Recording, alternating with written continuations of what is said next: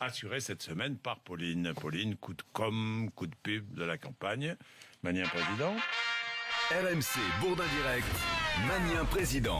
Hier soir sur France 2, Benoît Hamon et Laurent Wauquiez se sont lancés un concours de la meilleure vanne sur le plateau donc de France 2. Je ne me suis pas ennuyée, mais presque pas. On attendait le choc frontal entre les deux. À la place, ils ont essayé d'être drôles, mais être drôle, c'est un métier, tout le monde le sait. Laurent Wauquiez est le premier à avoir lancé les hostilités. Alors d'abord, si j'ai bien compris, je ne débat pas avec Hillary Clinton. Je suis pourtant très heureux de débattre avec vous. Pardon de le dire, vous êtes un joli hologramme de Marine Le Pen. Alors, c'est masculin, mais c'est exactement la même chose. Entre Hillary... Mais pas davantage. Et donc, on va essayer de garder la sérénité des débats. D'abord, la première chose, vous me permettrez un peu d'humour. J'ai compris que vous n'étiez pas Hillary Clinton. J'espère que ce n'est pas quand même l'hologramme de Tariq Ramadan. Et c'est moi qui rajoute les rires, parce qu'il fait un nouveau four, voilà. Alors bon, vous aurez noté qu'il a parlé énormément d'hologramme, parce que l'hologramme, c'est devenu un peu le mot que tout le monde utilise. Merci Mélenchon, avec sa chemise anthracite en mode Jedi, on s'en souvient. Aujourd'hui, on le sert à toutes les sauces. Hier encore, Marine Le Pen en meeting.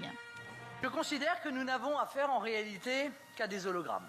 Si vous les prenez un par un, ces candidats à l'élection présidentielle sont des hologrammes. Ils se présentent à vous et vous croyez les avoir devant les yeux, mais en réalité, ils ne sont pas ceux qu'ils prétendent être.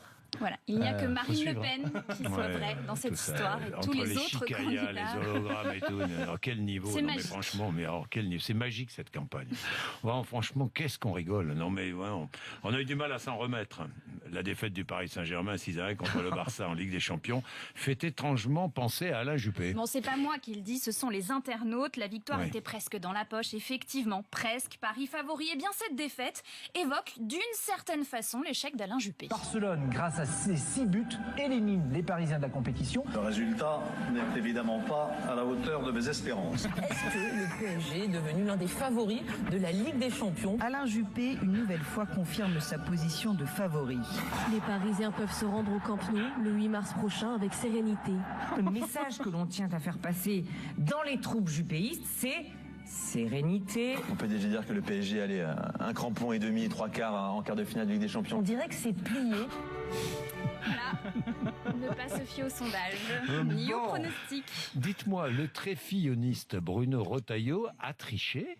Il a triché à Interville. Wouh! Alors, vous vous souvenez quand même, le coordinateur de campagne, dimanche, Trocadéro, il y a 200 000 personnes. Bon, en fait, il y en avait à peu près 50 000.